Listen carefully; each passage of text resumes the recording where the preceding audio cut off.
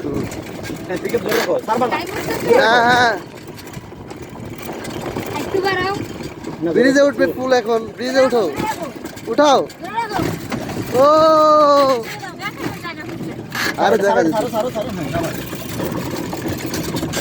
দেখা যাচ্ছে দেওয়ালাম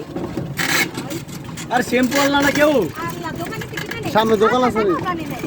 আমি আনছি দে সামনে কিনে নে চালাও